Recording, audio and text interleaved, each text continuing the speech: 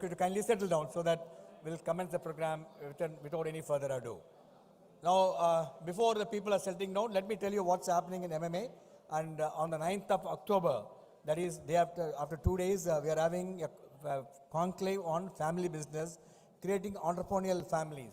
We have Mr. C.K. Ranganathan delivering the keynote address. We have got a galaxy of panel who will be discussing on various issues connected with family business. The objective of this conclave is to only make the family business understand why the succession planning is becoming so serious issue in there, what is the psyche and various other things. And please do attend 9th October at 9 to 1 o'clock at MMA Management Center. The same evening at 6 o'clock in the evening, we have another lovely event, Rethinking Rewards, Building Competitive and Sustainable People Practice in the Changing Business Landscape. We are now collaborating with Mercer. You know, Mercer is one of the best international organizations for compensation. They bring in the best international practices. We got Dashmita Das, a senior partner for Mercer, and also Junaid Sheikh and Giridhar Gopal, MMA Managing Company, is going to be chairing this session. We also have on the 11th, we have Sivaraman is going to be talking on Ikigai. On 15th of October, we have another Read and Grow series of MMA. Last year, we finished the Golden Jubilee issue. This time, the coming wave of AI power out and the future. Srinivasa Ram Prasad, we have two outstanding panel with him, Venkatesh Thirumalai and John Jayakumar. On 23rd of October, I think it will be not to be missed event. Please buy registration mandatory for this event. Talk on the business leaders, established entrepreneur, decision makers. This is Strategizer.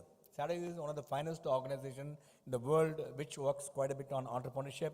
We are lucky to have him. They are visiting in India and we are hosting him in MMA. Strategizer Alex Ostwelder. He is going to be talking to us on 23rd. This is a program very limited, only for senior officials being done at MMA. Other people, we are doing a full day event at IT Research Park Auditorium. On 27th, our national convention for the All India Management Students Convention.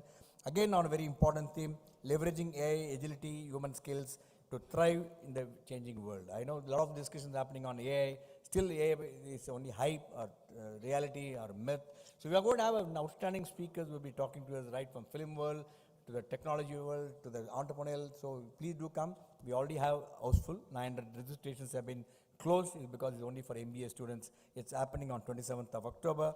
Then on 17th of November, a lot of events are happening. Now I gave this 2-3 minutes extra to me so that people who are enjoying the refreshments will hear my voice and get into the system.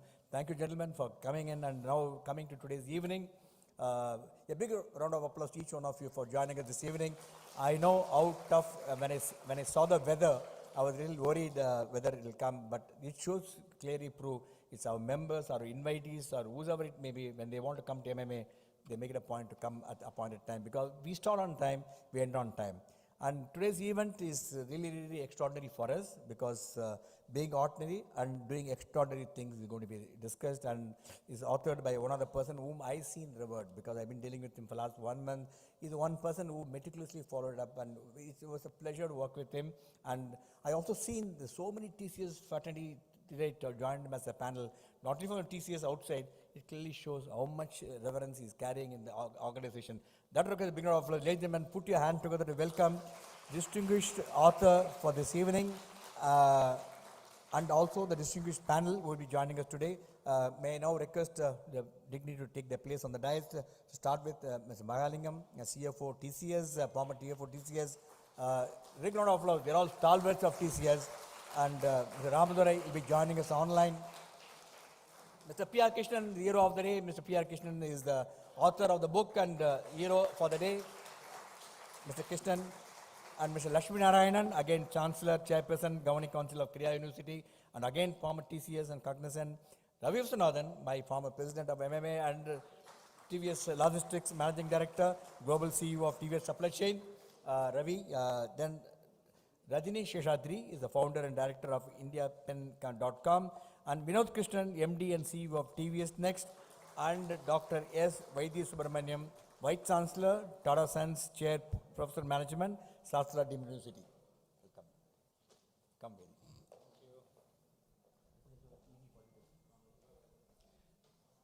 Ladies and gentlemen, it's very, very rarely you get such a high-profile speaker to be talking on one platform. I think there is a big round of applause for sparing the valuable time to be with us.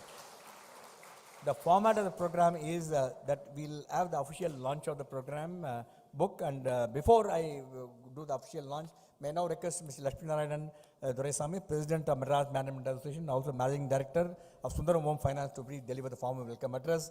Lakshmi doesn't require any introduction and is one of the finance person who does so much of work for MMA to take it to the next level, and we are doing it, and we are really coping up with all the demands. An outstanding leader, Lakshmi. Thank you. Thank you, Group Captain, and good evening to all of you. It's a distinct privilege to deliver this formal welcome address for this special occasion on the theme, being ordinary and doing extraordinary things. A heartfelt thanks you to Fortess for collaborating with MMA to organize this event with the valued support of CAS. This evening, it's my pleasure to extend a warm welcome to Mr. Krishnan, author and Executive Vice President and Global Head EIA and AI at TCS. Mr. S Ramadorai, who will be joining us virtually from Mumbai, former Vice Chairman and CEO of TCS and Chairman Advisory Board Tata STRIVE. Our distinguished panelists this evening are Mr. S Mahalingam, former CFO TCS, Mr. Lakshmi Narayanan, Chancellor Chairperson, Governing Council, Kriya University, Mr. Ravi Viswanathan, MD and Global CEO, TVS Supply Chain Solutions, Mr. Rajani Seshadri, Founder, Director, Independent.com, Mr. Vinod Krishnan, MD and CEO, TVS Next, and Dr. Vaidhyasubramaniam, Vice Chancellor, Shastra Deemed University. A special welcome as well to all the participants from MMA, Fortess, partner organizations, and everyone joining us both at this venue and online. For our guests and invitees, it's a source of great pride that MMA, established in 1956, has grown to become the country's largest management association with over 8,000 members and across 12 chapters in Tamil Nadu and Puducherry. MMA has been recognized as the best management association in the country for over 15 consecutive years, including the latest year, 2025. At a recent launch of a book, Wings of Valor in Delhi, Air Chief Marshal A.P. Singh reflected on how, while pilots may have the spotlight, the Indian Air Force succeeds because of countless unsung heroes, engineers, technicians, and support staff who work behind the scenes. This important message about recognizing the collective effort and teamwork resonates with the theme of tonight's program. This book, authored by Mr. Krishnan, draws on 4 decades of leadership experience and is filled with relatable stories, pragmatic lessons, and industry insights. Its central idea is that significant impact is achieved not only through actions of celebrated visionaries, but also by ordinary people demonstrating humility, resilience, and collaboration. Every chapter invites reflection on the value of empathy, continuous learning, and staying grounded, with chapter 12 particularly exploring the pervasive role of technology in our daily lives. Many thought-provoking aspects of this book will form a part of tonight's discussion. Once again, a sincere thank you to all the colleagues from MMA Managing Committee, members, distinguished invitees, our partner organizations, and the extended TCS family, and the viewers across the world for being a part of this special occasion. And wish everyone an encouraging and memorable evening. Thank you.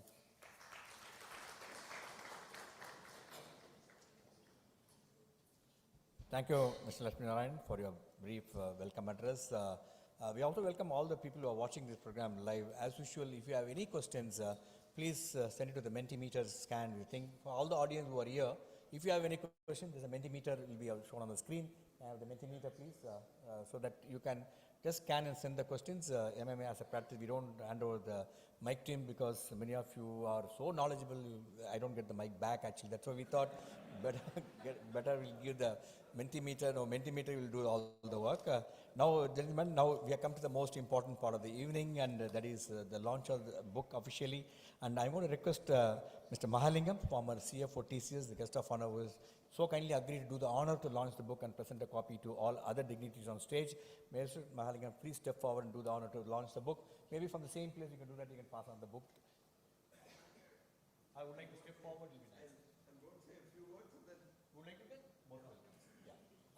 Ladies and gentlemen, before I request Mr. Mahalingam to say a few words, can I have the AV of Mr. Mahalingam, please? I'll say a few words, yeah. I thought I'll say a few words before.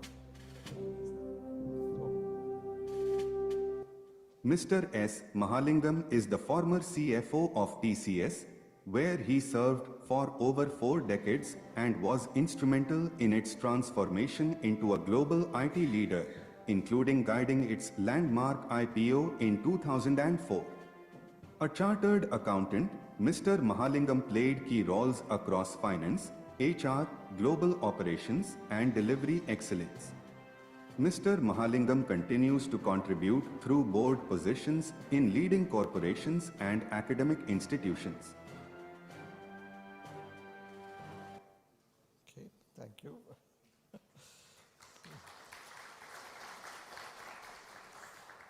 You know, PR Krishnan, or PRK as we have always called him in TCS, he sent me the manuscript a few months back, and I went through that. I didn't know that PRK was also a writer, and that was because we have known him as an extraordinary leader within TCS, but I didn't know about this aspect, and it was a gripping one.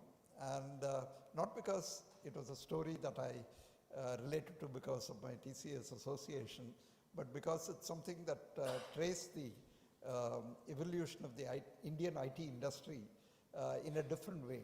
You know, we have had books by Ramadorai, who hopefully will be joining in a few minutes now, TCS Way. We have had book by Chris Gopalakrishnan, talking about the digital revolution. We have had book by Harish Mehta on the NASSCOM's journey. All of these have traced the industry growth, but this was a different one, PRK's, because he was essentially writing about how this industry was built from ground up, the nitty-gritty details and so on. So this was an interesting kind of book. So I said this definitely needs to get published, and then later on he told me that he sent the book to Mr. R. Gopalakrishnan of Tata's, and RG also liked it, which meant that even people who are not in the industry found this book very relevant, and therefore obviously then he had to take the steps to ensure that it gets published for a wider audience. So it's a tracing the journey by someone in his own eyes from 1980, thereabout when he joined, to the current stage. I mean, it's actually to the current stage of IT industry.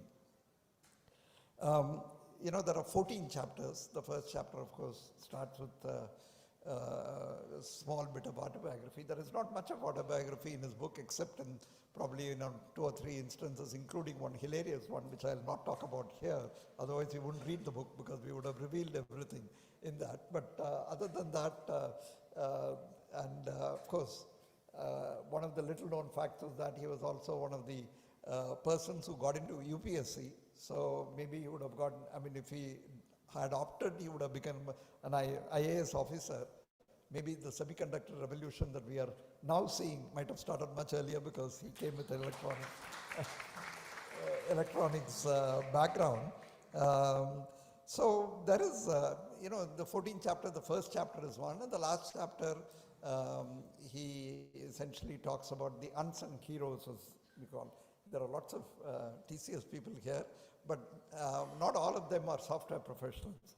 There are other people who have really made this industry from different areas, whether it is HR area, or whether it is, you know, enabling things, logistics, and so on. So there is a phenomenal amount, and he essentially ends that with a tribute to those unsung heroes.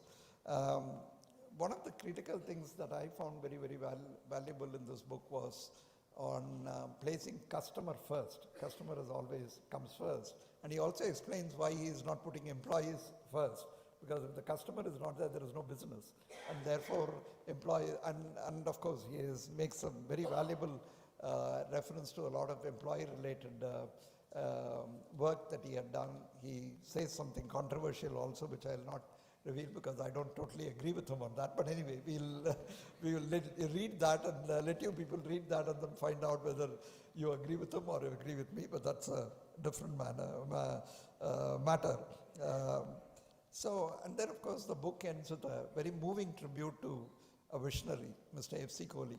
In fact, all of us here, whether it was Lakshmi, or Ravi or Rajani, or of course Vinod Krishnan probably hasn't met him at all, but and Vaidya of course knows him. So it's, you know, he was, it is a moving one because it talks about the various aspects of us, and we will deal with that a little more when we have, you know, as we go through the program. So this is just a teaser for you, just to give you an idea of what the book is, nothing more than that. And of course, we are all glad that we are going to release this book today. Thank you.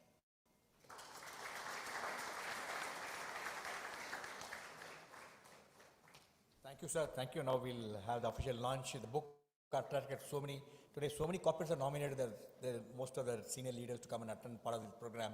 That shows the full power of this thing. Now I request Mr. Ramadorai also joined us online, and he is driving, so he's not able to put on the video. Otherwise he's online. He's watching the program.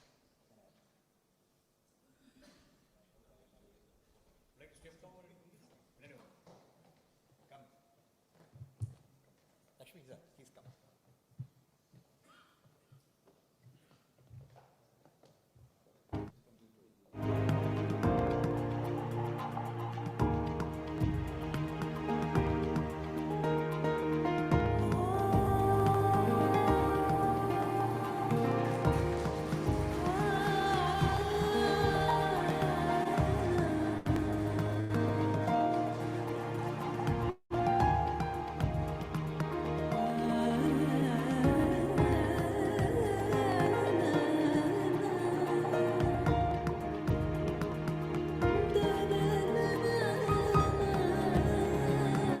Thank you, Mr. Mahalingam, for doing this honor.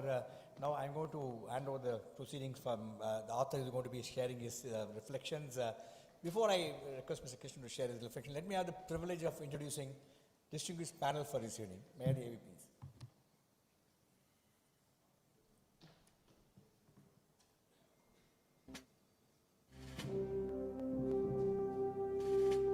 Mr. S Ramadorai is the former Vice Chairman and CEO of TCS, where he led the company's growth into a global IT leader.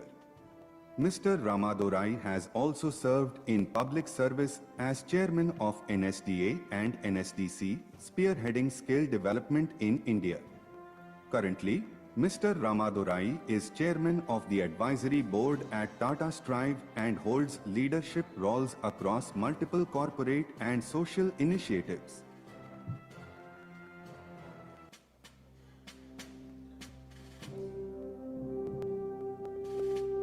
Mr. P. R. Krishnan is the former EVP and Global Head of Enterprise Intelligent Automation and AI at TCS, where he incubated and scaled multiple businesses including cloud, AI, and infrastructure services. With a 40-year career driving digital transformation and innovation, Mr. Krishnan played a key role in setting global benchmarks for excellence at TCS. Mr. Krishnan is currently an author and secretary of Fortess, working to extend education to underserved communities across India.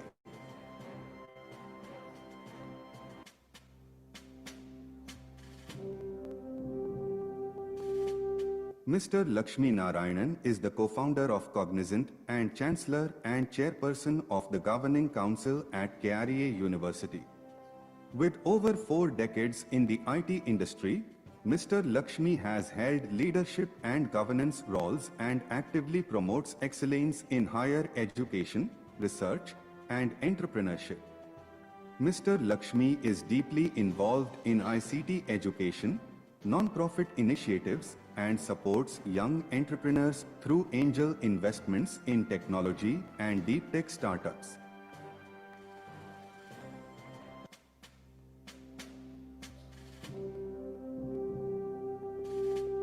Mr. Ravi Viswanathan is the MD and Global CEO of TVS Supply Chain Solutions, where he has led the company's digital transformation and successful IPO in 2023. With over 3 decades at the Tata Group prior to joining TVS, Mr. Ravi brings deep expertise in strategy, technology, and leadership. Mr. Ravi is also actively engaged with industry bodies including CII, NASSCOM, and the Madras Management Association.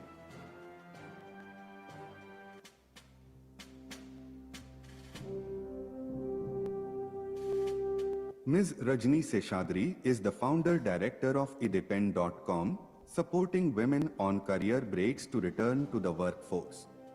With over 3 decades at TCS, Ms. Rajani built global businesses in telecom and led large multicultural teams.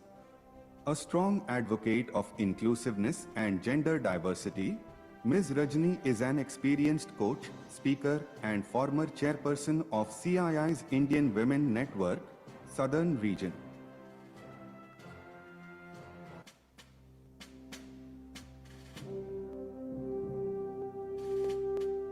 Dr. S. Vaidhyasubramaniam is the Vice Chancellor and Tata Sons Chair Professor of Management at Sastra Deemed University.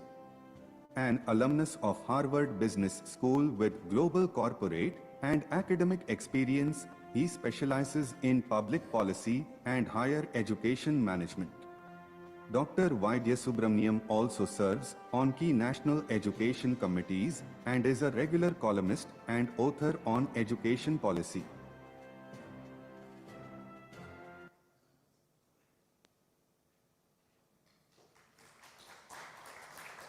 Thank you, gentlemen. That's the profile of our very, very distinguished panel this evening. I think they did a big round of applause for being as first to share the thing.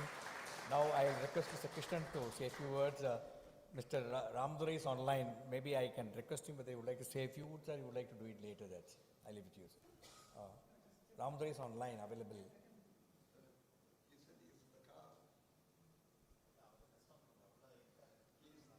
Not responded. Okay, I sent him a message. He's not responded. Now, over to you, Mr. Krishnan, to take it forward for a conversation with Mr. Mahad, and thereafter you can hand it over to Vaidhi for moderating and further proceedings. Over to you, Mr. Mahad.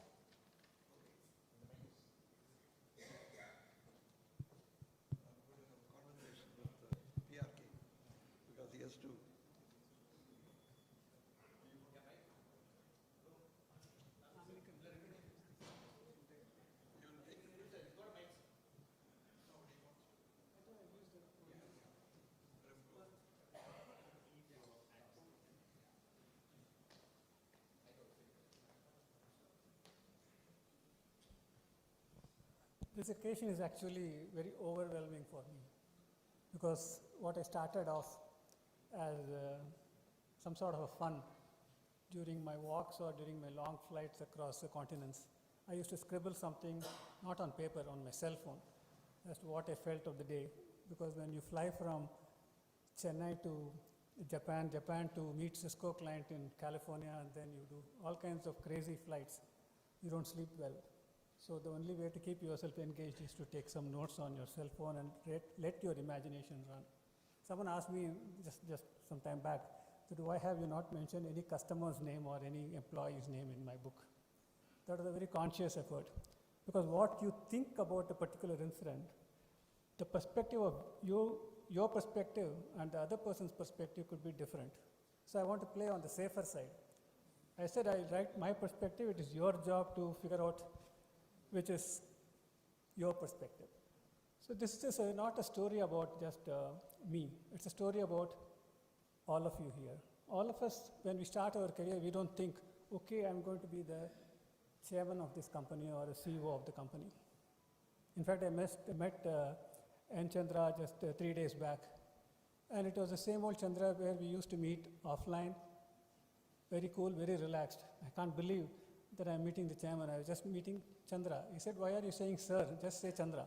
So I think that's a culture we have all been brought up, is one part of it. The second part of it is that the titles rest on your shoulders very lightly, as you can see the people on the stage who have done probably some of the greatest things in India's growth. I mean, you can see them that they are very humble and they are very modest in what they have accomplished. I think that is the motivation for me to write this book. All of us don't start our career saying, tomorrow, 30 years from now, I'm going to become the CEO. All you worry about is that I have to do a good job of what I have got today. and make the best out of it. If you get a bad job, you try to do a good job of it and then figure out how to exit from there. So that has been the philosophy of most of us. It is not anything unique about it. So you can ask me as to what is so great about you. I said, there's nothing great about you. I'm just ordinary, because Anant used to say, the average Joe. That was my original name. I thought I'll give this book. But then decided some Joe may get upset about it.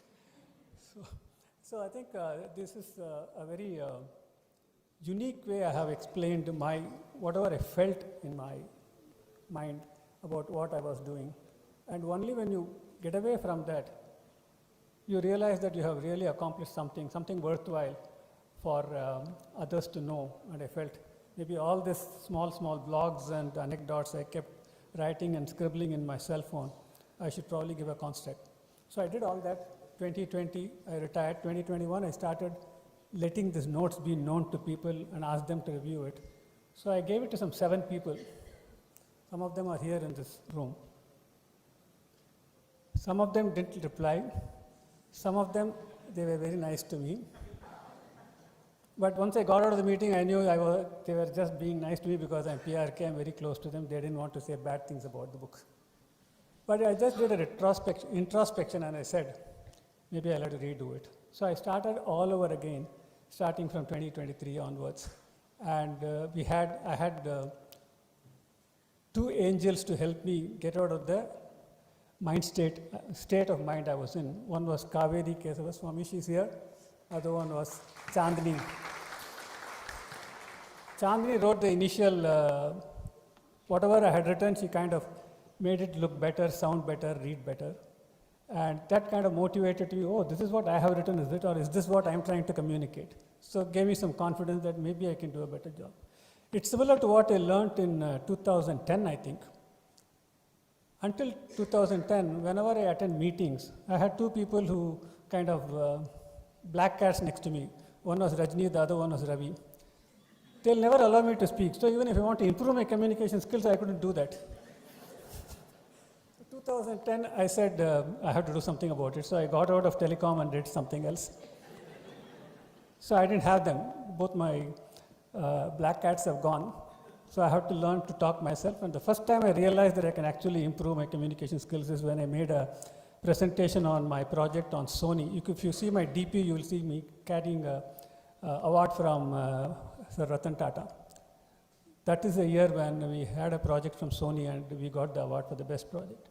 That's the time you started, and you made a pitch on the stage about why that project was selected as the best project, and I made the presentation. When I got off the stage, one of the directors of TCS, Firoz Vandrewala, he's no more, he got me off the stage and said, PRK, I never knew that you could talk like this. What were you doing all these years? So the self-realization comes only when someone else certifies it, that either you are bad or either you are good.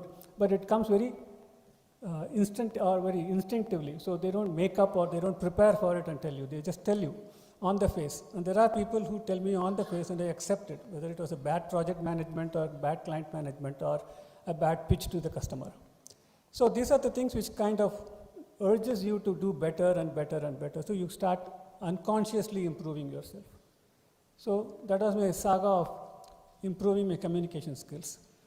Now it is time to start improving my writing skills, and I'm learning.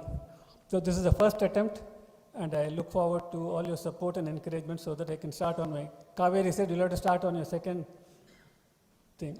I used to tell her every time she'll review something and then send it back to me, I said, I'm waiting here for you to send back your comment like an expectant father. So now the baby is born today. Let's see where the next one comes from. Thank you. I'll wait here. Now I'm going to have a question and answer, so none of you will listen. Very confidential. I thought I'd have a conversation with PRK about some aspects of the book that he has written, because he calls himself being ordinary, which is, for most of us who have known him, that's not something that came to our mind at any point in time. But I presume he calls it because he is from a middle-class family and he joined the organization as a trainee or close to Was it a trainee or close to being a trainee? Close to being a 1 year Yeah, experience. he didn't. He joined with some experience, so he. You are considered as a trainee even if you join with experience. That way. Because, but you know, if you take the other people in this dialogue, excluding Vinod, we all joined as trainees in the organization. But anyway, and then I've already talked about this UPSC. He quit. I mean, he rejects it. I rejected it because I didn't know where Jodhpur was. He rejects it to join the industry. He joined some unit in Trivandrum, and thereafter he joined Tata Consultancy Services. One of the most formidable figures, I've already mentioned his name, Mr. F.C. Kohli. He generally, he puts, it's not easy to be at ease with Mr. Kohli, let me put it that way. He was phenomenally well-read. He could talk about everything. Just to tell you that I'm a chartered accountant, but he was the one who introduced me to activity-based costing by giving me books and said that you read that, and then we wrote an article together for one of the journals in the United States and so on. So that's a different story.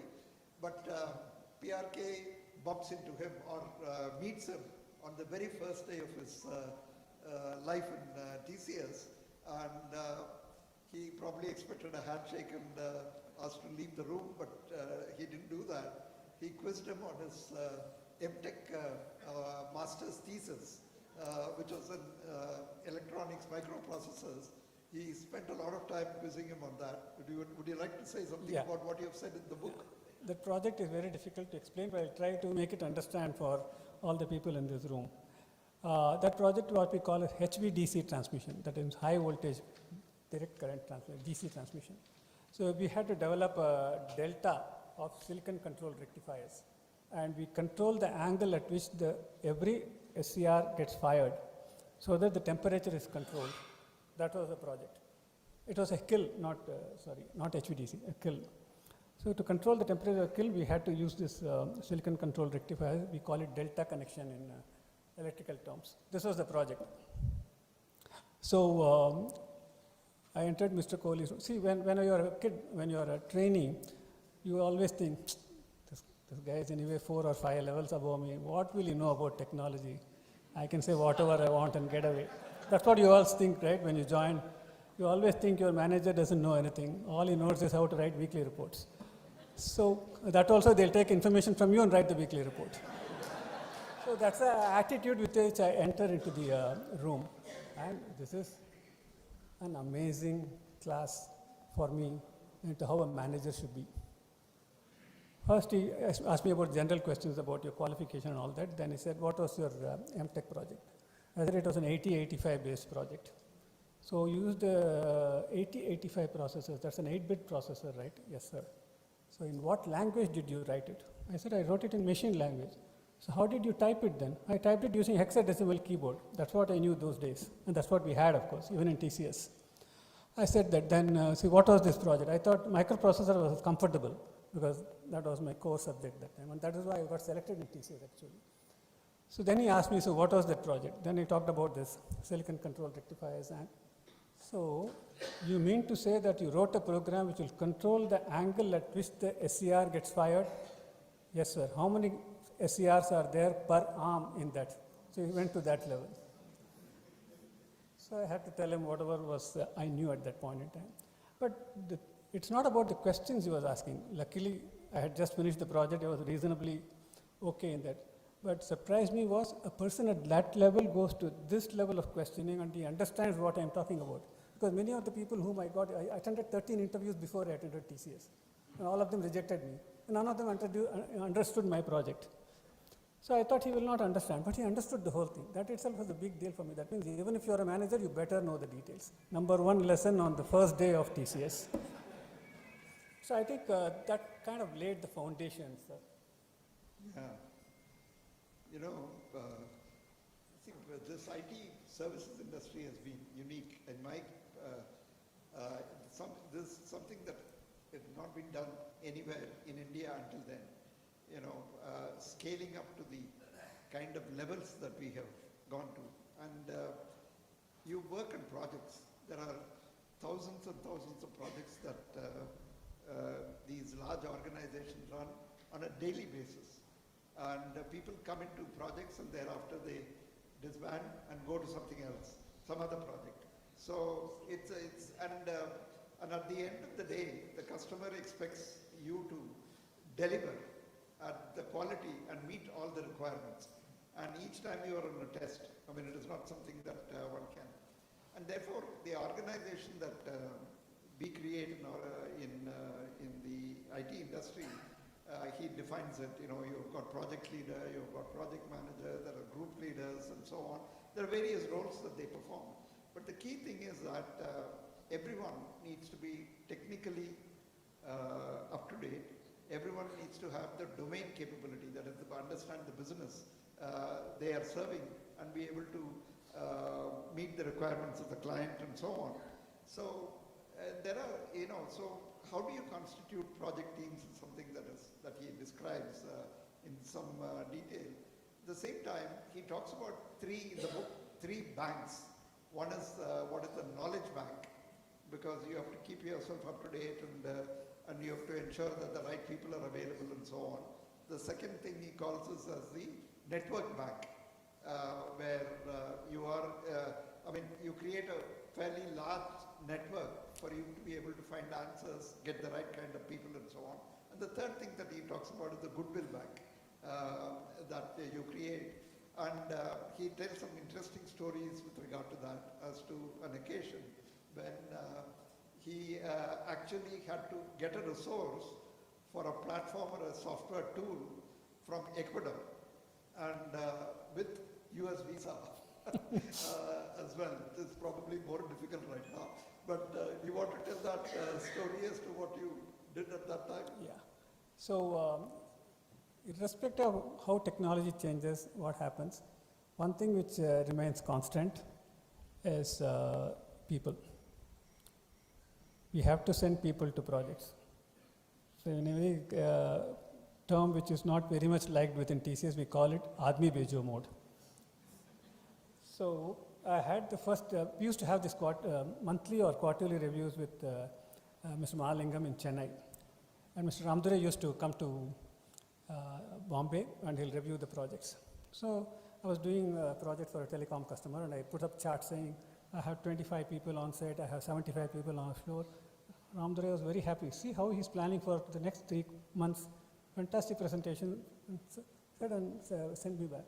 Then I go meet Ravi Viswanathan, who's the telecom practice. And he tells me, what kind of a presentation are you doing? Just talking about on-site people and offshore people. You should be talking about the domain. I got very upset. Who is this Ravi Viswanathan? I didn't know him enough that time. My boss is appreciating me, he's not appreciating me. So it took me some time to realize that it's not just enough to say whether you have a number of people, because staffing a team is the most important part of any project in TCS, and staffing it with the right people is the most important part. You can't take it away from TCS irrespective of what your current technology is or what your past technology is. So that's how I started feeling. It was early 1997, 98 times when I had done a fantastic job, hopefully, of GE and ramped up 1,000 people. So 1,000 was a big number. So I thought I was doing a good job in the company. And Ravi comes and tells me this. Samat Bolne, don't do such things. Yaar, tell me what is the application you are maintaining and what is the purpose of that application. So that kind of changes your mindset completely. So when you start staffing, you actually start asking those questions. So that is one of the things I learned to how to assemble a project is it has to be well-rounded. And as a principle, we'll say it's easier to take a trainee inside your group and groom him into something which you want. It's like you get a clay and you make something out of it. I used to tell my team members, you are a clay now, I'll make something out of you, is what I told Sri Kumar, one of my team members in TCS. So that is how we grew teams. We never said that I want 5-year experience with Java and Python and database and mainframe knowledge in one person. We never asked for those things. If someone is sending from on-site, I need this kind of a guy, we will say he doesn't have business just to keep himself busy, he's sending such requirements, don't even address them. That's how my boss used to say those days. So that is, forming the team was very, very critical, and you don't have to have the best brains in your team. you need to have ordinary people. I can guarantee some of the examples of projects I did were delivered with extraordinary capability. I still believe it, and I still think people have to align with this kind of a principle of operation.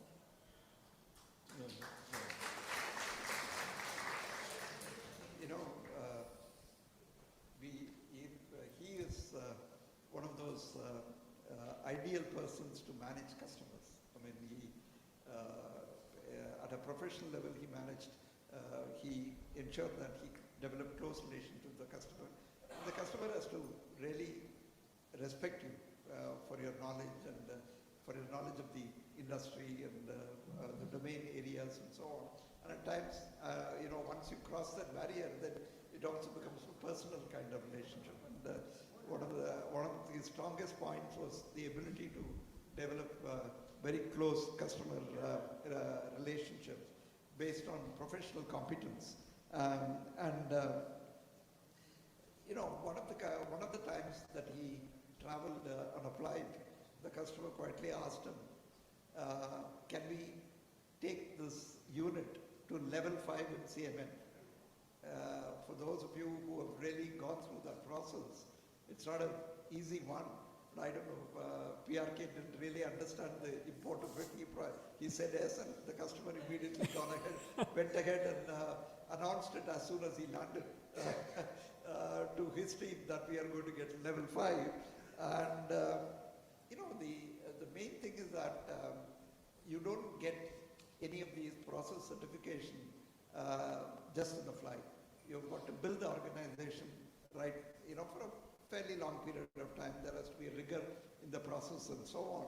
He was the first one to get level 5 for TCS, CMM level 5 for TCS, and I have been witness to that.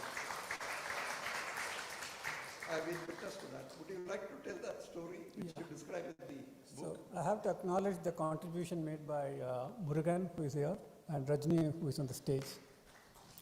So I think all three of us formed a good team. We have complementary skills, and we were able to drive it through the organization. When I say aligning the organization towards the goal you want to achieve, it's not about one group. You don't handle a group, you handle individuals. So we used to say that PRK will know the first name of everybody in that group. That's the level of knowledge you have to have about your people and what they are capable of. And not all of them will be of equal capability. Because the group was around 100 plus, we could remember their names very easily. Now, of course, today is 6 lakhs, something. So it's very difficult. But at the end of the day, we built a culture of creating small teams which are high capability and very focused and rigor. So we made everybody's life, 150 people, life miserable. We start the review of the process. You'll have to mug up and actually go like this. Now we have, all of them have mugged up my book and come and sat on the stage. We used to do that. And then only we will be able to drive that kind of a rigor in what we are doing. It looks very theoretical, but believe me, it helped. I could recite what was CMM level KPA of level 3 or KPAs of level 5. Because the questions in the interviews will be like that. You have to relate to what you are doing to what that book says. And the book is very theoretical and what you do is very real. That is why you should have the capability of, because whenever you say process, immediately people will think, oh, support group will just come and harass me asking questions. Don't take it like that, I'll say. Just take it in the spirit of it. And it worked well. And it was a very, very difficult journey. Me and Rajani did not think about level 5. We just thought about, we'll put all our effort. If level 5 is the outcome, so be it. And that's what it was. And it was a fantastic moment in my career, at least, to have accomplished that with a fantastic team. Captain says we are running out of time. Yeah. Okay. Mr. Ramadorai is on the line. Maybe you would like to, may I request him to say a few words? Is it okay with you, sir? No, I think that it's, we have talked enough about your book and what you have said. Good evening, Mr. Ramadorai. Able to hear me? Would like to say a few words, sir? You are there online. No, the signal keeps on dropping, so I'll just say a few words like you wanted me. Let me congratulate PRK for a very well thought out book real experiences and good for a practicing manager. I had the opportunity to release the book in Delhi and also had the opportunity to do the manuscript completely, go through it before I wrote the foreword. So again, congratulations to the panelists and to PRK for bringing out a lovely book, which is practical and a practitioner's book, and more importantly, the live examples make a lot of sense. And team building and the team strength is what makes projects good or projects not good. So the team that we have assembled as part of the organization, we all collectively built together for the single source of strength to produce extraordinary results. And I wish you all the very best. Thanks, MMA, for organizing this. I'm sorry I'm not able to participate physically. Thank you. Thank you, Mr. Ramadorai. On behalf of all of us here, wish you a very, very happy birthday. Today happens to be his birthday. Very, very happy birthday once again. Thank you for joining us online. Thank you so much. Now over to you, Mr. Vaidya. Take it forward.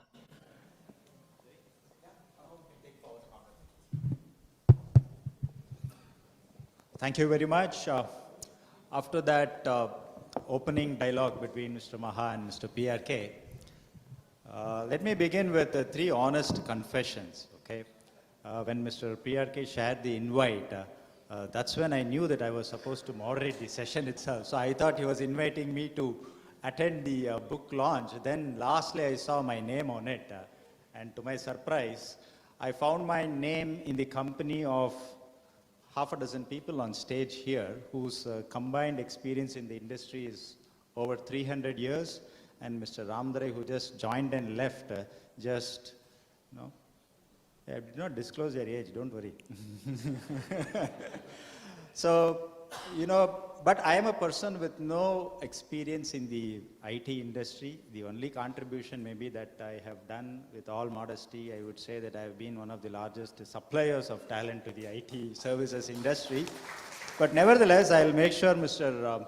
PRK gets the feeling that you have not compromised on the choice of the moderator for this evening session. Okay. The second confession, this as an academic, you know, whenever we take classes, we deliver lectures. Today's times are very tough. So when I ask my student, please write what I just spoke in class, as my good friend Professor Vaidhyasubramaniam in IIM Bangalore, he would say, don't be shocked or surprised if the student, or to top it, if the parents send a complaint letter to the National Human Rights Commission that children and kids are being harassed, they're asked to write and all of that. But, you know, today that habit is gone. So the next stage is reading, and with podcasts also available, you know, you're scared to even ask people to read a book. But nevertheless, this book, I must say, you know, if there is a word in English, unput it downable, okay?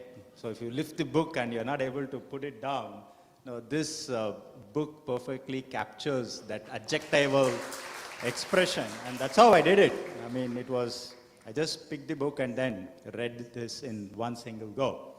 So, and the publisher is also a very good friend of mine, Alliance Publisher. So the second confession is that I read the book, okay? So I am not talking without reading the book. The third is a confession, which I think I should openly admit that there are three ways of asking people to buy a book nowadays. So I will help the publisher also by, you know, cutting short his work. There are three levels with which you can use this book. First, Uttamam is buy the book, at least, buy the book. So the publisher is happy. Madhyamam is read the book. Read the book. There is a lot of information. It's a wealth of information in this.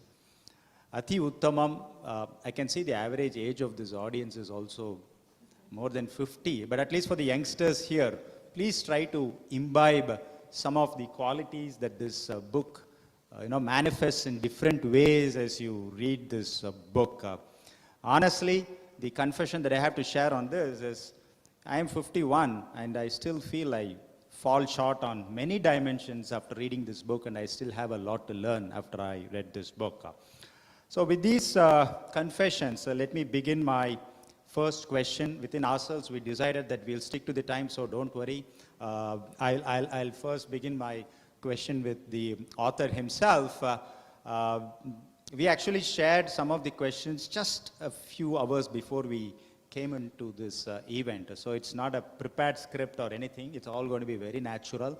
The only question that I did not share is the question that I would be asking the author, but Mr. Maha has already leaked the question because when he spoke about the three banks, the three banks that he says in page 30, okay? So this is evidence that I have read the book, okay? This is in page 30. The Knowledge Bank, the Goodwill Bank, and the Network Bank. My question to you as an author and also as somebody who's seen, thousands of talent coming and leaving the organization, interacting with many customers.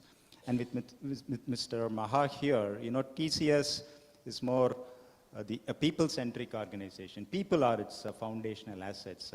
And as the CFO of TCS, he's been there for quite some time. When we value an asset, we always say it's the net present value of the future cash that the asset is going to get and all of that. But here is a people-centric organization. And I always feel is these three banks that you have said, this is actually built over a period of time as people work. So if I have to value the value of the people itself, it's not even the future. What is that they have accumulated from their past? Because this knowledge, this network, and goodwill has got to do a lot with what they did in the past. And after COVID, this generation, I don't know whether they have the time to build that type of banks, relationships with the different stakeholders. So do you have anything to say about that? What do you feel that this type of a generation, would they really build those types of banks as things move forward? Because everything is now in hybrid, online, very little of face-to-face. Are these banks going to get impoverished, or are they going to get further enriched? The first one, if you have to highlight, is the Knowledge Bank. So I attended only one training program at TCS. I did not go through the ITP, and I attended one C++ training program because I was going into a C++ program. So if you look at the current trend of getting certification, seems to be the way you get a job is wrong. The way, at least my personal experience says that if I go through a certification or a training, I apply to the project I'm working on. That used to be the mindset of leaders those days, that you come in, I will teach you IMSDB, and then you work on an IMSDB project. So there is a process by which we induct people, and his knowledge increases during that phase of the project. And we accepted it naturally. Today, I think there is a confusion in the market saying which one should I acquire? Should it be AI or IoT or cloud or a whole bunch of stuff? The associates are a bit confused. I really feel that feel for them because the company does not know what project is going to get tomorrow. And the company has to be flexible enough to assemble teams based upon the opportunities they are getting. And that message does not get communicated to the people, which is why there is a disconnect between what the employee thinks and what the group leader or project leader thinks. It has to be addressed in terms of the top-down approach. The group leader, see, we talk about ordinary people. If you look at actually the way the company runs is because of the middle management. The group leader and the project leader are the core of any company if it has to be successful. And they should be able to communicate clearly, for this project to be successful, I need these four. And you develop those skills. I am not going to get it ready. You can't ask someone yesterday to say that I need someone on quantum computing. Because quantum computing itself is probably 3 or 5 years ahead. And you're telling me I need a ready-made guy for it. You keep doing this in the market, and the people will do certification and come and tell you I know everything about this. And it doesn't happen that way. I think we have to be, it's not tolerant. We have to be forgiving and assuming people have limitations, and we just have to be the enabler, the group leader or the project manager, or the enablers to enhance the capability. That we don't have the patience nor the time to do. I don't have a solution to it, but we had those processes when I was much younger. Whether I have the patience today to do that same thing, I don't think me or anybody in my role yesterday had the patience. So that's a fundamental challenge why all the companies are struggling today. Nothing to do with technology, nothing. That's what my CEO used to say. It is not about people becoming obsolete. It is the technology which becomes obsolete. I think I mentioned that in the book. Yeah. So, thank you very much.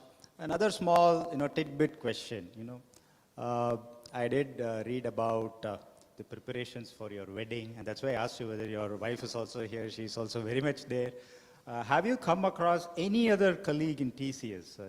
Somebody who also knew their wedding date through visiting a manager from India to a client site, so visiting CEO. So any other colleague who shared a similar experience, or you are the exceptional man who knew his own wedding date from the CEO who just came to visit the client side and by chance happened to meet you also? So I don't recollect Some little information about that. There because it's a large organization. I'm sure people would have encountered this kind of, if not their marriage, it would have been something else, which they come to know through other people. It's just that I had the privilege of being informed about my marriage date from my CEO. And there is also another wedding story. I better you read that book, how he landed and how he has to work against time for a project, and he had to do that in Bombay just 2 days before the wedding, and only then he could actually reach his location for the wedding. So that was tense times. You just fast forwarded and try it in today's circumstance. That your boss says that you have to do this project and then only you go get married. I don't know what would have happened. The whole world would have come down. The CEO, not the employee. No, you would have sent the resume somewhere else and then started off for the marriage. Okay. So, Anyway. But that was the reality. Everything I've said in the book is real, just for you, Lakshmi. Just that people like Kaveri embellishes it. That it's, when you read it, you kind of enjoy it or personally experience it. That's an added thing she did to my book. But that really happened in the sense that we had a HP's 7,000. Vaidhi was my partner in crime those days. Both of us were trying to bring up the system refuses to come. Ultimately, we got it working on the 6th of the month. My marriage was on 12th. No, 6, 7, 8, I was working on it. 9th night, those days I used to go by mail because it's 2 nights. 9th night you start, you land there on 11th night, my marriage was on 12th. Then my father-in-law says, your son-in-law is very, very sincere, see how hard he works. And I land up in Chennai and then go to my office. Because we didn't have money. Because I didn't have time to go pick up money from the bank, and my brother says, have you got any money? No, I didn't bring anything. So I go, borrow money from the office and come back and my wedding goes off. Everything is behind the scenes. None of them know. My sister-in-law, my brother-in-law, I knows about all these stories. Only I know about this. That's the reason this whole book, it's my perspective, my experience is what I have written. So let me shift the questions to two other people who have spent a lot of years working with you, now in different capacities in different organizations. Let me begin with Ms. Rajani. He did mention about your role in the CMM, and with a caveat that, TCS is not going to come with any invoice with retrospective effect, and some of the lessons that you learned from Mr. PRK that you're implementing now at your own organizations. Would you like to share some key insights that you gained from Mr. PRK that you found is working well in the current organization that you are actually running so successfully? So I just wanted to show you this. Yeah, you So those scared are me my when you came in. post-its. So many notes, I was scared actually. Right?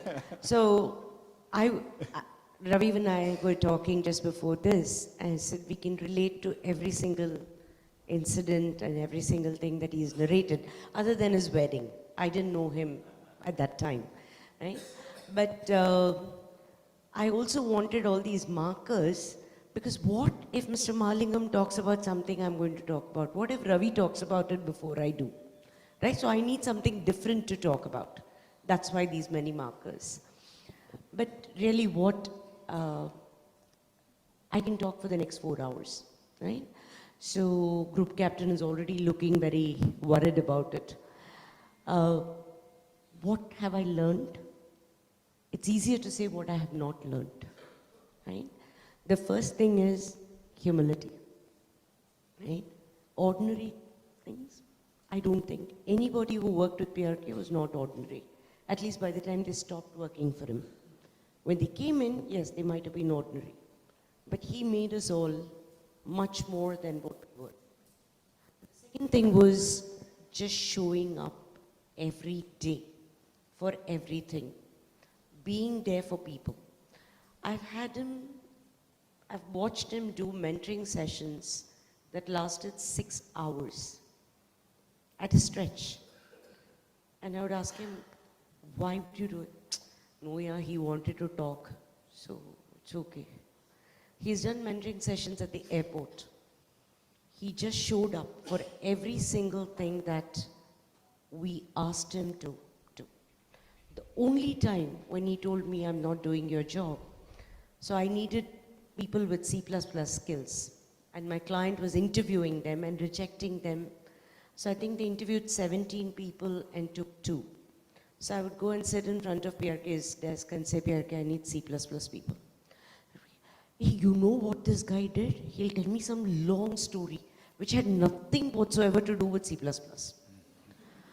So I listened to him. He's my boss. I have to listen to him. I listened to the story. PRK, I need C++. You know what that guy did? You know what that customer said? You know what happened there? Did you hear about this? This would go on for an hour. And the message, it took me a while to get the message. I am not doing your job for you. That's your job. Go figure it out. Okay. Just being there for people, knowing what they want, and also knowing how to communicate a very tough message in a way that didn't hurt somebody. He went and decommissioned the printer for a floor of 425 people because one guy was printing his resume.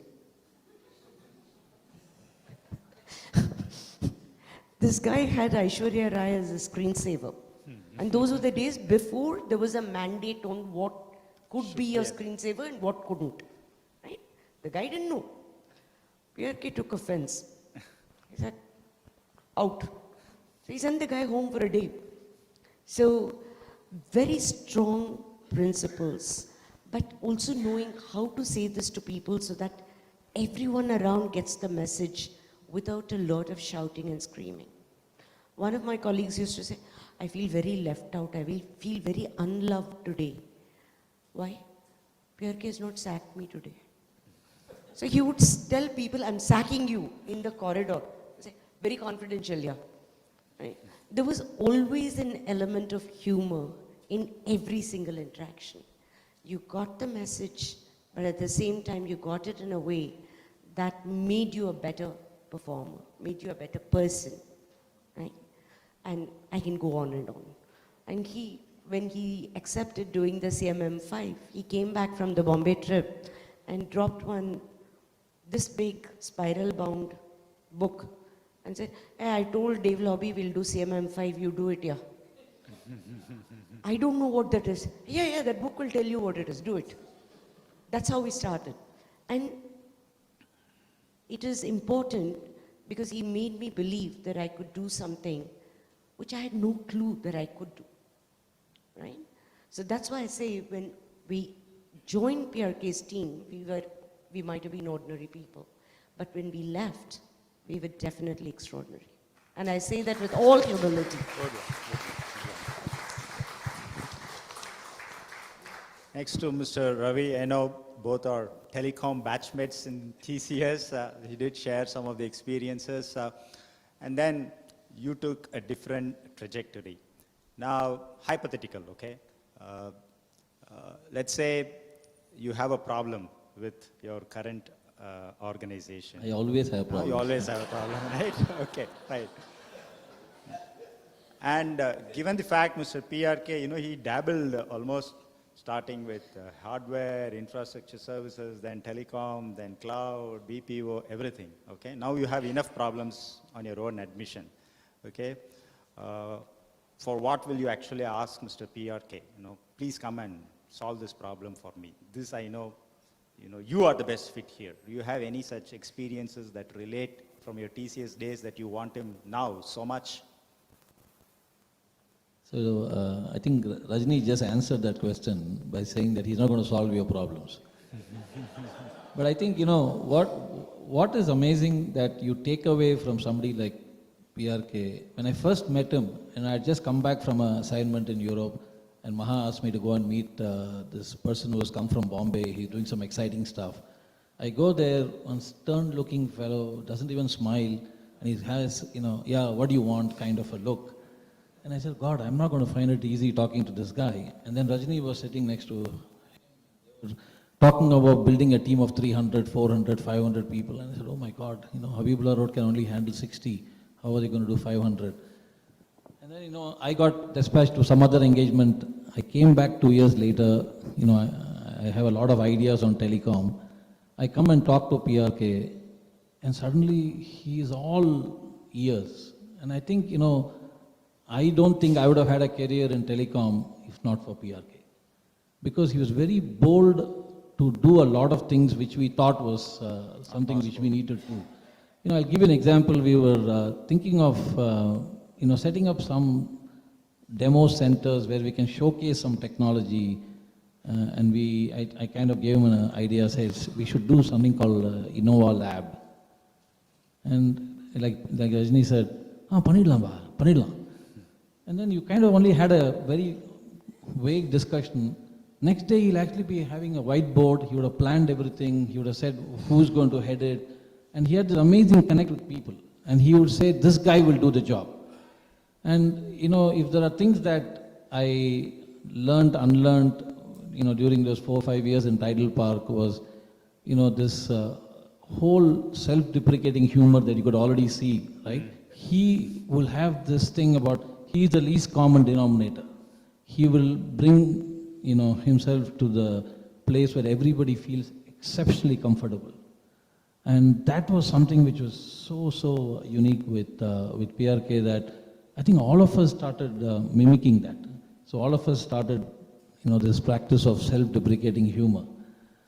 For example, she was saying, sending messages, if somebody is leaving at 7 o'clock in the evening, and this is music to Narayan Murthy's ears, but he will say, sure, we'll be working, and he will say like, PRK, நான் வீட்டுக்கு போறேன். இப்பவே வா. And he's like 7:30, I know this girl lives 2 hours away. And he'll say, okay, நாளைக்கு half a day CL போட்டுடு. That was a very friendly way to say, yeah, go home, but there's a lot of work. I hope you're going to be. And the next day, the girl will probably come at 8 o'clock and say the same thing, and he would probably repeat the same thing in a very funny way. But the message would be sent. And for us, it was like, it was his way of communicating things very differently. And that gave him the ability to know people inside out. So when he spoke about the network bank, he knew every node in the, he was new to Chennai in 97, but I think was connected already. 50% of people had worked with PRK by 2001 or 2002. So those are the facets that you learn, managing people, managing complexity when it comes to relationships. And he used to call himself the Buddha in the room. He will say, oh, the 2 blackguards are there, but no such thing. He was the guy who will put structure and meaning to everything that we do. Yeah. So those are the things that I would say most of us would have experienced here. The self-deprecating humor, the attention to detail, the long hours. He will be with everybody in the room, getting the work done. So, yeah, fantastic journey. Yeah, that's a good takeaway because this is something that's generic across industry. So whether it's IT services or any other industry, there are a lot of takeaways. Let me come back to Mr. Rajani before I go to Mr. Vinod. Today, the DEI, you have to be diversity and all of that. And you handle that specific dimension in your current assignment. So again, given that you had, lakhs of employees in TCS, so, and especially when those were the days where engineering was supposed to be masculine. And today, we find a lot of women also in engineering. So some of your experiences working with people like Mr. PRK that can embolden, give confidence. This is a general question for those who think for a long-term career in these type of industries that were stereotyped once. Now, there's a lot of opportunities. You want to share some thoughts? I worked in telecom on the switching side before I moved to Chennai. So for me, engineering was the norm, right? But I think we had a comfortable 30% women in PRK's team, even in '97. And I don't think any one of them felt that they lost an opportunity because of gender. In fact, if anything, he would first ask the women, do you want to do this? Would you like to do this? And generally women will say, I'm not sure I'm capable, I'm not sure I'm the right choice. He will spend time convincing them that they are the right choice. When he chose me to lead this CMM level 5 effort, he could have chosen one of the other guys, right? He didn't. So one of the things that I learned from him is that capability has no gender. But because there are not many women standing up and saying, hey, I can do this, we have to coax them into doing it, and that's the job of the leader. Very good. There's another thing that I wanted to say, but I didn't. He told me, I said, see, somebody wants to leave in 5 hours because they finished their work. They're not being very loyal to the organization. I said, it's your failing as a manager. You have to load their plate 110% so that when they leave for the day, they should feel that, oh, I'm leaving stuff undone and still going home, right? You shouldn't overload it so much that they feel overwhelmed, but it's your job to know that. Okay? So whether it was men, whether it was women, going home now, half day, was the norm. It didn't matter, gender didn't matter, but he went out of the way to give opportunities to the women so that, as you can see, there are quite a few here. Yeah. But there ought to be more, but that's really, and I think a lot of it, my attitudes, my behavior, my mindset, my perspective, I've learned from him. So. Thank you. That's a good one. Mr. Vinod, TVS Next and the canvas of the digital landscape that you're handling. I remember some 20 years back, Nokia's tagline, connecting people. And then I had one of my friends working for Nokia who said, oh, that's a good tagline, connecting people, but does the employer realize they are disconnecting families from them? They are connecting people and disconnecting families. So this digital landscape has also kind of transformed the personal relationships, whoever it is, between the client and the company or internal stakeholders as well. And Mr. PRK actually has dealt that in his book. Do you have any lessons that you want to share on how this digital experience, how Mr. PRK will be a bridge between his own success stories in TCS and TVS Next? If you have these type of digital landscape impediments, what would be the best takeaway for you? Very interesting question. So I would like to thank Tata's, especially TCS, for developing a brand called PRK for 40 years in development, and present here had the luck or fortune of working with him. I am dealing with a finished product called PRK. So my experience is very different in the sense that I think to your question about connecting, I just have to set some context. Please. I think with PRK's biggest strength, what I've experienced or come across is he knows all the blind spots. Like, also Ravi mentioned, he might not he might not solve all your problems. I think from my experience, it is basically, he will tell you what not to do. And for that, he will narrate or quote anecdotes of why you should not, what he went through. So he's a book of, this 40 years experience he brings to the table when he's trying to connect with you, connect with the team, and try and explain in a very, very lucid manner in terms of how to solve a problem, but you have to solve the problem. He will only kind of give you some guardrails, and that helped us. So from a question of how do you get the, you meant to connect the bridge people. between, yeah. Yeah, I think in today's world, I find it very challenging to apply some of these principles of getting people to, stick to certain, I'm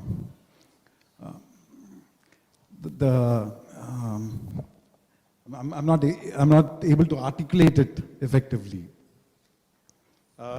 So he has also mentioned about how, this people engagement is very critical, and there was one chapter and the recognition of the unsung heroes of large enterprises who actually work backstage.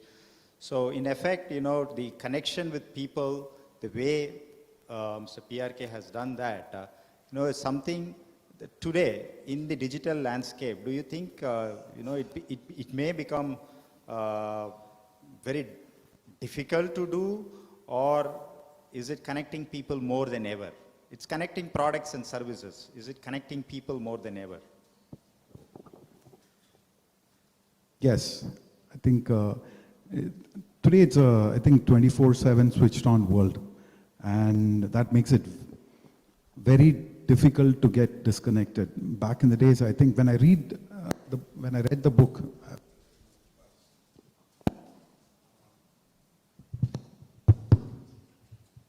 I find the difference in back when he was working and today how people are working. They're easily able to switch on, switch off, and with Teams and Zoom and all these video calls, there's no distinction between work-life balance. While I keep getting this question all the time, we can spin it in whatever form or fashion, but I don't think today there's any Escape route. escape. There are no guardrails or boundaries. You want to add something? I just want to add something to Yeah. I've been working with Vinod closely. Yeah, please. I want him to explain the transformation I have gone through. When I started working with TVS Next closely, we used to have weekly sessions on that. The first thing I did was I learned everything I learned in TCS. See, we were this generation on the... This is after you left, after you After retired I from retired. TCS, okay. So the generation sitting on the dais, except of course Vinod, is very fortunate. Most of us had quarter-on-quarter growth, which was double digits. For me, the 40 years I spent in TCS, there was not a single quarter where I showed any negative growth. So I have to say I was very fortunate, and that gave me opportunity to grow, learn, and do well. At the current generation, I had to look at the problem statement differently than what it was there. And that's the first thing I realized, that don't give the examples of TCS, because it will not work in TVS Next. We talk about 24/7 switched on, but we'll refuse to work beyond 8 hours. Now, what's the point in saying you are switched on 24/7? That is today. Whereas the previous generation never questioned it, whether it was 16 hours or 24 hours, we just worked because we had to deliver something. Yeah. So there is a contradiction in what we are saying and what we are doing. That's why I think there is one sentence I've used, we have the elephant in the room in the form of Alexa. It is coming to our lives. So that is the mindset we are in today, that we are unable to tell the people that this particular production support requires you to work beyond that 8 hours. No, if it goes beyond 8 hours, I'll just walk out of the production support call. We'll never even dreamt of it, but it happens today's world. So the problem statement of Vinod to solve his organization problem are completely different from what I would have done in TCS in my days. That you have to accept. Current people who have been in the industry for 40 years have to accept that that advice will not work for them. We have to reinvent ourselves to advise them. Thank you. I have two questions for Mr. Lakshmi before I throw it open for the audience question. So you're prepared there? Okay, fine. Let's push back to a hypothetical situation, okay? Turn the clock back 30 years back. Mr. PRK is very successful and you're in Cognizant. How much will you push your leadership, to hire Mr. PRK, and why will you hire him? No, first of all, congratulations to PRK for bringing out this book. Fantastic. For someone in the IT industry who's so modest and so humble, to have the courage, the patience to write this book is something that certainly needs to be celebrated. And I haven't had the pleasure of working with PRK. Now I realize how lucky I am. I don't think it would have allowed me to get married if I had worked. The stories that Ravi and Rajani are narrating, this is a tough luck. I'm glad all the elderlies, the past people are here. If the youngsters were here, I don't think many of them would have stayed here, saying, boy, I'm not in the industry that these people come from. Okay, but that's how work was then, in those days. It was predominantly work of that nature. I think most of the people here can relate to all the terminologies that he used. Project leader, group leader, these are some terms that are very, very specific to TCS. There are equivalent terms, I'm sure, that are applicable in other companies. But it's an interesting industry. It's an interesting industry, and the title itself is very interesting. Because for all the people outside this industry, we appear extraordinary. The IT industry people are very extraordinary for having accomplished what they have, for growing an industry. But for people in the industry, because it is intellectually at a high level, very capable people, highly educated people, highly driven people, because of the competitive and the nature of rivalry that exists between people, everyone is ordinary. Unless you do really miraculous things, you're not extraordinary. So it's more like, being ordinary and doing extraordinary things is from a perspective of people within the industry. But for people from outside the industry, it's more like PRK is an extraordinary being, doing some miraculous things. Yeah. That's how that is. That's the concept of the industry, because it's a very high performance ethic industry. There are only two industries in India which have been studied well, and the number one, of course, in terms of performance ethics is the pharmaceutical industry, because there are certain regulations and the GNP practices that they have to follow clearly makes them a very highly performance ethic, performance-oriented organization. And the next would be the IT industry. And both these industries, that natural state every company tends to go into is one of friction, confusion, underperformance. And the way to control that, the only way you can bring it to a stable equilibrium position is through leadership. Unless you have good leaders who show the way, that kind of an underperformance will prevail. And for PRK and working with Vinod, he has taken on the next task, which is important, which is something that I learned from Kohli, and also one of the directors from TCS, Clayton Christensen, used to talk about innovation. And one of the things that he said is, the thing that we are talking about, there's nothing like retirement for people in this profession. There is a job, you take on some responsibility, your responsibility keeps growing. At some point, it says that, okay, I want to reduce the responsibility. So one has to keep constantly asking the question, what have you done lately? Whether you're working in a company like TCS, what have I done lately for my customer? What I did yesterday, done and dusted, gone, over. What I did previously, previous year, previous decade, done and dusted, gone. You cannot live on that glory. So you have to constantly keep looking ahead. That's when, there is Ganesh, the entrepreneur, used to say, I don't like to use the term X something, the ex-CEO, ex-CFO, forget it. Why do you want to live in that past? Do something new. And then have that title if you want a title, otherwise don't carry any title. And I hope PRK does that. He has already started doing it. He has started reinventing himself. He's forgotten the TCS story. That's a great way to start, and all the very best. So then let me pick the thread, and that's actually what I wanted to ask as the last question. If Mr. Sorry? Yeah, just this last question and then I'll pick it up. So if Mr. PRK comes and asks you, I find you more busy actually now after your cognizant times. I see you as Chancellor of a university, very active in CMI, then an investor, TIE and all of that. So if Mr. PRK comes to you, where will you drag him actually? I will do to him what he did to others. Okay, so that is making my jobs easier. There is a question that's flashing, a Mentimeter question to the author himself. I'll read it for the benefit of the audience. In a fast evolving AA and digital world, how do you think today's professionals can stay relevant without losing authenticity and human values? Mr. Praveen. So the only regret I have in my career has been that I didn't attend much training in TCS. I said I attended on C++ because FC Kohli insisted that I do C++. For reasons could be different why I was not called into any training.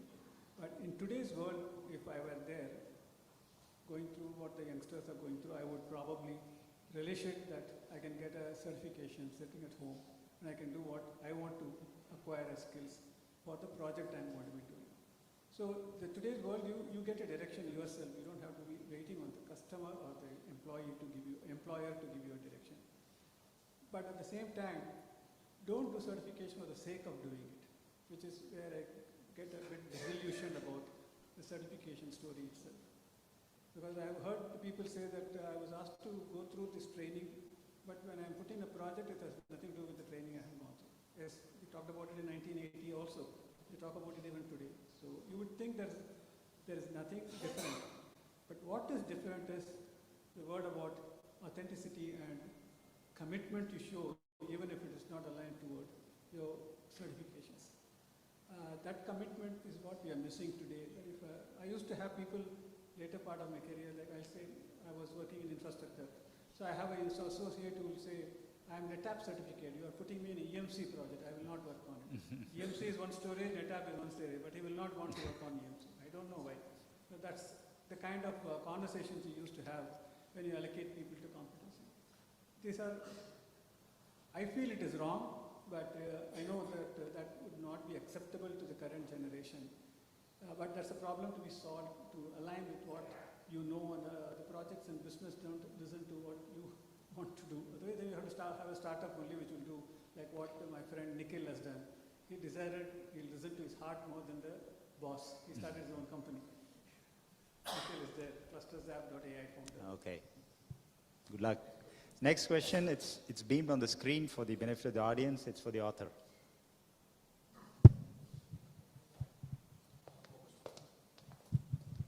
See, all of us are ordinary. We are born ordinary. We continue to live ordinary, including people who have become CEOs and chairmen. If you know them very closely, they are ordinary people. The people who make them look extraordinary are the ordinary people who are around them. And the skill of that leader, depending upon how he selects those ordinary people to perform something exceptional. That's where a leader becomes a CEO or a chairman or whatever. And that's the difference between being ordinary and when I say people celebrate that. Whereas this book is trying to say, don't celebrate that. celebrate what you are today and continue to improve on it. That's the difference I'm trying to convey through this book. The last audience question.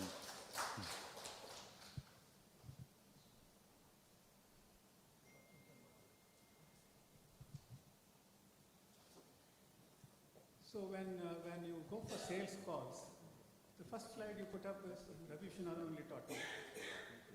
What is your unique value proposition? All the pre-sales guys will know. Darshana will probably know better than anybody else. Unique value proposition kya hai? All of us will write English sentences which have nothing to do with the project. But you'll still say that because you have to create an impact at the first slide with the customer. Otherwise you have lost it. So the unique value proposition is not what you put on a PowerPoint.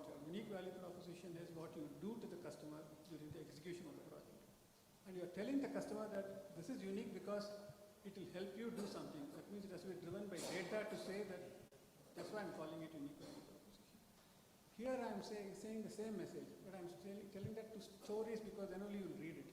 If I said that you have to be ethical, you have to have integrity, you have to be disciplined, you have to follow the rigor, you'll all get bored. I don't think you'll be sitting at 7:30 in the night waiting for your dinner. So that is the fundamental difference I'm saying. Narrate it in a story so that people believe the story and walk away from this. And even if one of you believe that, that will be the success of my book.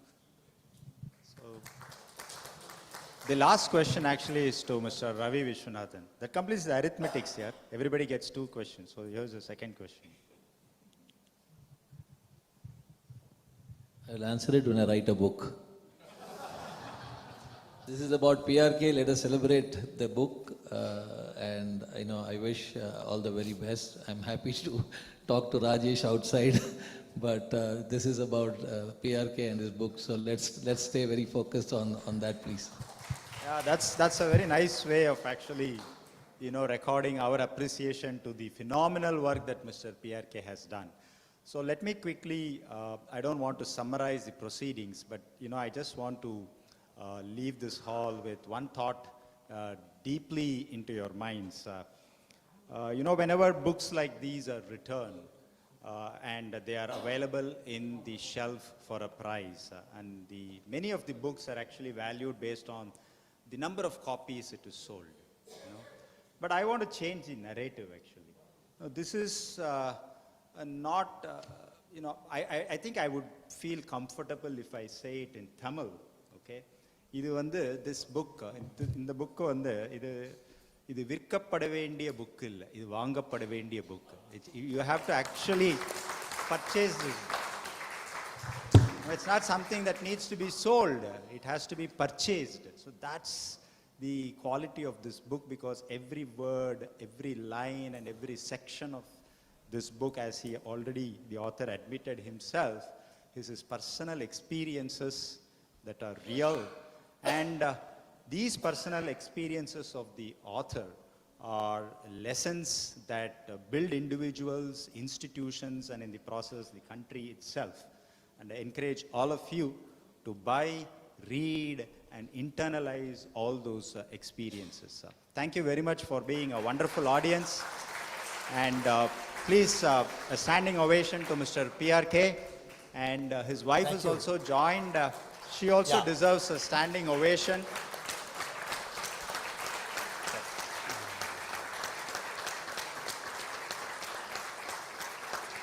In fact, in his book, he has even dared to invade the kitchen at the home during COVID. So he has written about that. It requires tremendous courage to invade the kitchen at the home. Okay.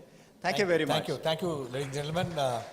I think a great evening, lovely outcome. May I request Mrs. PRK to be joined on stage. It's always a woman behind the success of the man. I think you should be there on stage.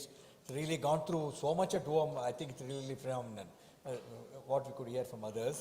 Ladies and gentlemen, big round of applause to the great panel this evening. And the book is available. And now I request Mr. Lakshmi Narayanan to come on to stage and give the memento. Mr. Ramadorai is still available online. Sir, you are separated by distance. We got a nice digital memento for you. On your behalf, we are going to present these books to the poor children studying in the poor schools, PSI school and a couple of other schools. Thank you for joining us online. Your presence online made really, really great impact on this evening. I request Lakshmi Narayanan to please present a memento on behalf of our thing. So we're going to give you more books to read only. This is all the book published by MMA. It's a compilation of all the lectures, what has happened in MMA over a period. And yeah.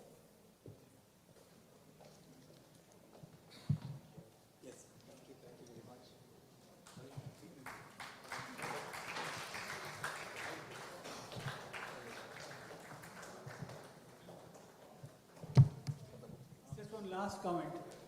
People told me that whenever people go early from my office, they will say, half day va, I inherited from her. Whenever I come home early, well,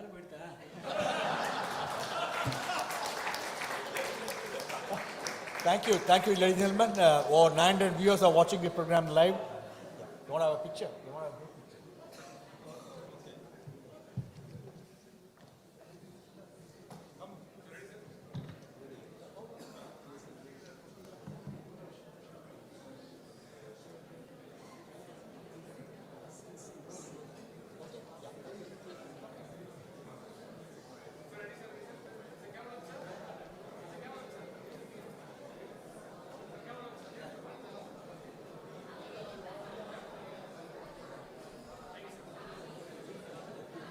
Thank you, ladies and gentlemen. Till we meet again. Bye-bye. Good night.